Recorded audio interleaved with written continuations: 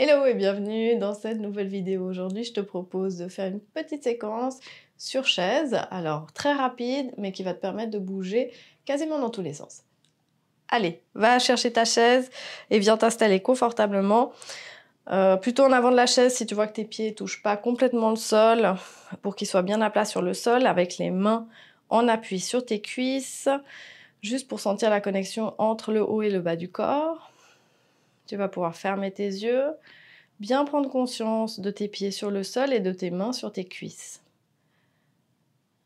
Ton bassin aussi sur la chaise, qui s'enfonce tranquillement dans la chaise, tandis que ta colonne s'allonge un tout petit peu. Et ici, tu vas prendre 3 grandes respirations en inspirant par le nez, en expirant par la bouche. Simplement pour arriver ici et maintenant.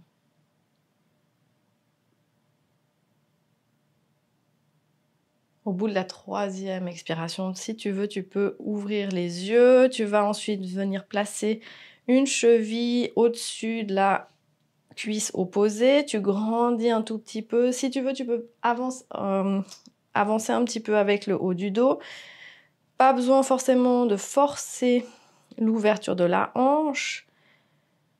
Juste respirer ici en sentant cette hanche qui s'ouvre, l'intérieur de la cuisse qui peut s'étirer un peu et peut-être la fesse de la jambe pliée qui s'étire aussi.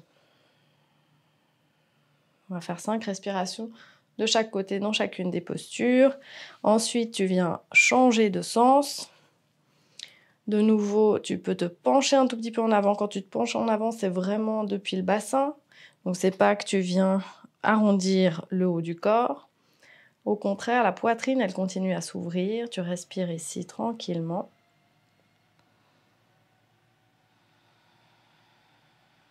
Et au bout de 5 fois, tu peux ramener les pieds au sol. Ici, tu vas croiser une jambe par-dessus l'autre. Alors, soit tu vas rester comme ça parce que ton corps ne te permet pas forcément d'aller ailleurs. Sinon, peut-être tu vas pouvoir aller crocheter tes doigts de pied derrière le mollet. Ensuite, les bras, ils vont se croiser. Tu vas venir, hop, serrer un bras par-dessus l'autre.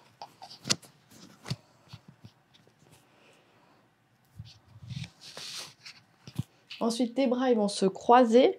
Tu vas venir mettre un coude par-dessus l'autre, peut-être venir chercher tes mains, mais si ça touche pas, de nouveau, c'est pas grave, tu peux garder tes mains éloignées. Et éloigne tes coudes vers l'avant. Donc ici, on vient respirer entre les omoplates. Après, si tu veux, tu peux allonger un peu plus ta taille, laisser tes bras monter plus haut et venir un peu dans une flexion arrière. Mais c'est pas obligatoire. Et tu respires 5 fois. Sur la prochaine expiration, hop, tu relâches et tu viens faire exactement la même chose de l'autre côté. De nouveau, en voyant si d'un côté, peut-être, tu peux crocheter les pieds et pas de l'autre. Tu croises tes coudes l'un dans l'autre, avec les mains ensemble. Et peut-être tu viens dans ta flexion arrière ou alors tout simplement, tu gardes tes coudes devant, loin de toi, avec les épaules basses. Et tu respires ici.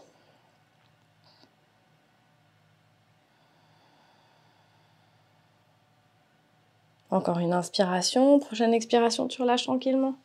Tu décroises et là, tu vas éloigner tes genoux sur le côté pour venir te pencher en avant avec le torse qui va venir se poser sur les cuisses. Donc de nouveau, bien faire cette rotation au niveau du bassin. Tu sens tes fessiers là, peut-être même qui s'éloignent de la chaise. Et tu te penches en avant tranquillement. Tu relâches bien la tête. Et tu relâches le haut du corps sur les cuisses. Les bras sont lourds. Tu respires profondément dans tout le dos. Et quand tu expires, tu laisses tout le poids du dos partir le long des bras, des mains pour aller dans le sol.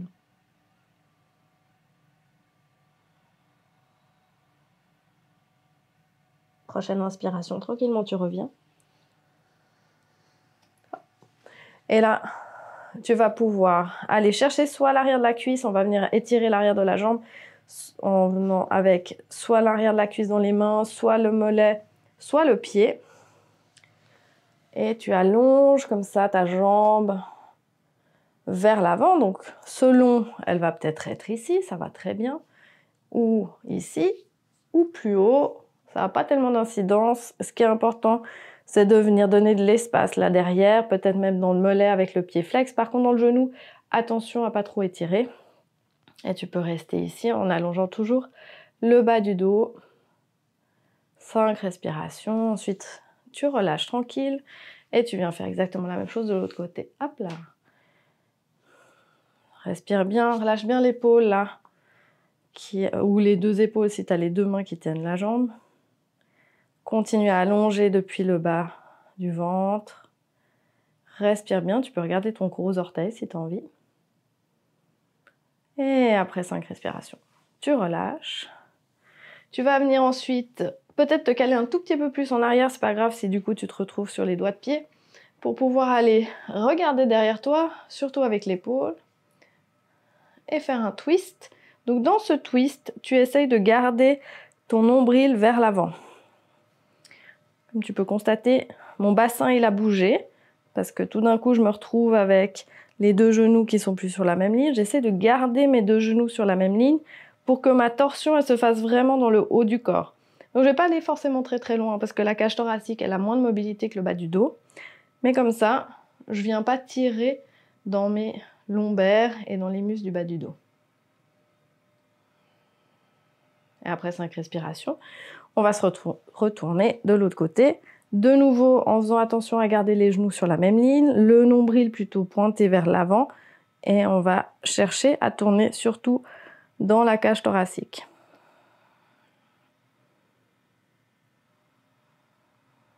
Avec 5 respirations. À la prochaine expiration, tu reviens. Ici, tu vas pouvoir aller accrocher tes mains au barreau de la chaise ou au dossier, tout dépend de ta grandeur. T'as vu, je me suis réavancée sur la chaise parce que c'est plus facile, j'ai les pieds qui sont du coup en contact avec le sol complètement.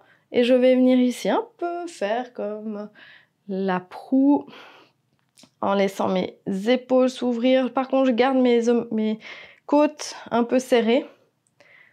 Et je viens respirer dans tout l'avant du corps en sentant ma poitrine qui s'ouvre, mes omoplates qui viennent se serrer l'une contre l'autre. Et je respire 5 fois ici. Donc je pousse pas tellement avec le bas du dos. Encore une inspire. À la prochaine expiration, tranquillement, je relâche. Et ce qu'on va faire, c'est qu'on va venir se mettre couché sur le sol, avec le dos évidemment.